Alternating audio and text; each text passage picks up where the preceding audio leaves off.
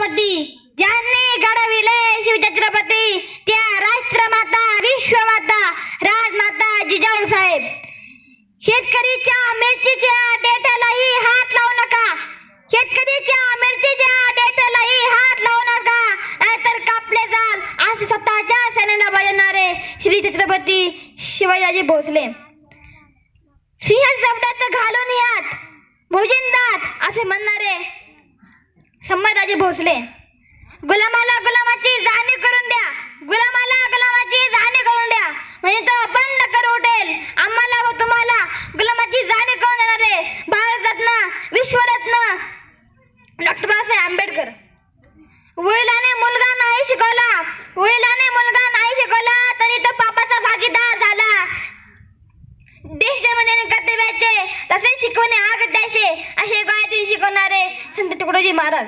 या सर्व महापुरुषांच्या कार्याला व विचारायला मी पण अभिवादन करतो व मला इथे बोलण्याची संधी दिल्यामुळे आयोजकाचे आम्ही सर्वांचे आभार मानतो व माझ्या भाषणाला सुरुवात करतो. सूर्यकरी कोणाच्या तळ हाताने झाकत नाही, सूर्यकरी कोणाच्या तळ हाताने झाकत नाही, हिमालय कोणाच्या बापालाही वाकत नाही आणि मी खरं बोलतो कोणाची आडवाई टाकत नाही. मासाहेबांच्या एका आदेशावर शिवरायांनी रक्त सळसळलं, सळसळले रक्त उकळलं आणि ते रक्त स्वराज निर्माण केल्यावरही शांती झालं. मासाहेबांच्या एका आदेशावर शिवरायांनी स्वराज निर्माण केले. संभाजी महाराजांनी तो पुढे चालवण्याचा प्रयत्न केला पण इंग्रजांनी स्वराज्याला सुरुंग लावून सुरुंग उद्ध्वस्त केले. इंग्रजांनी सुमारे 150 वर्ष आपले राज्य केले. भगतसिंग, राजगुरू, सुखदेव अशा कित्येक क्रांतिकारकांनी आपले रक्त सांडले व आपल्याला स्वातंत्र्य मिळवून दिले.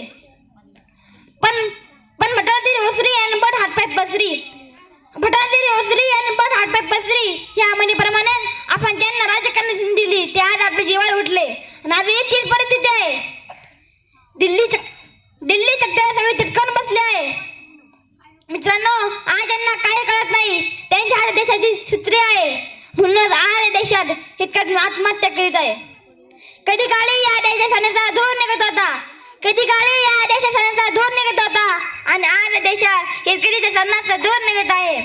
संपूर्ण जगाला अन्न पोहोचणारे शेतकरी आज उपाशी उघड झोपतोय. ही फार मोठी विषमता या देशात निर्माण झाली आहे आणि आज या देशात गरिबी उपासमार तर एकीकडे काळा पैसा अमाप आहे म्हणून काही म्हणतो हा सूर्य मावळताना मी पाहिला आहे, हा सूर्य मावळताना पाहिला आहे, हा चंद्रही मावळताना पाहिला आहे आणि आज मी पहिल्यांदा शिवाजी महाराजांचा देश मावळताना पाहत आहे आणि याला जबाबदार म्हणजे आपण आहोत.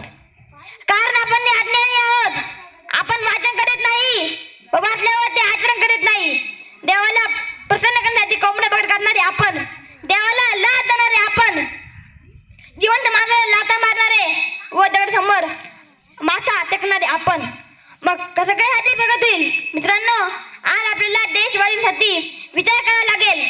जात पात धर्म भेद उच्च नीच हे सर्व विसरून मानव म्हणून एकत्र यायला हवे. म्हणून काही म्हणतो वतन वालो वतन को ना बेचना, ये धरती ये अंबर ना बेचना, शहीद ने जान दी है वतन के लिए, इनके कफन को ना बेचना, इनके कफन को ना बेचना.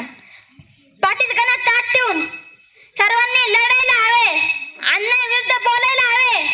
ज्या समाजाचा पाठीत गणात ताट त्याला कशाची भीती नसते. पण आपल्या समाजातील लोकांची विचारे भूल सजलेली आहे तर त्यांच्यात आत्मविश्वास अभाव आहे. म्हणून या देशाचे कारभार अंगाला दळतय त्रपीत खाते ही अवस्था झाली आहे. सामान्य माणसाला न्याय मिळत नाही, अन्यायाला वाचा फुटत नाही, त्यामुळे नीतिमत्ता ढासळत चालली, सगळीकडे अन्नबंदी माजली. म्हणून मला तुम्हाला हा प्रश्न आहे की सामान्य माणसाने जगायचं कसं? त्यांचा वाली कोण? छत्रपती राज्य कोण आणणार? त्यासाठी क्रांतिकारक रक्तवाद जाणार का? नाही. या सगळ्या प्रश्नांची उत्तर आपल्याला मिळून सोडायचे आहे. मग घ्या प्रतिज्ञा, आम्ही क्रांतिकारकांच्या स्वप्नाचा भारत निर्माण करणार व तिरंगी निशाण अशी कायम ठेवणार. शेवटी आपल्या राजकीय शिल्पकार डॉक्टर बाबासाहेब आंबेडकर यांच्या सैन्याला सोडून एवढेच बोलतो की शिका, संघटित व्हा व संघर्ष करा. एवढे बोलून मी माझी भाषा संपवतो. जय हिंद, जय महाराष्ट्र. भारत माता की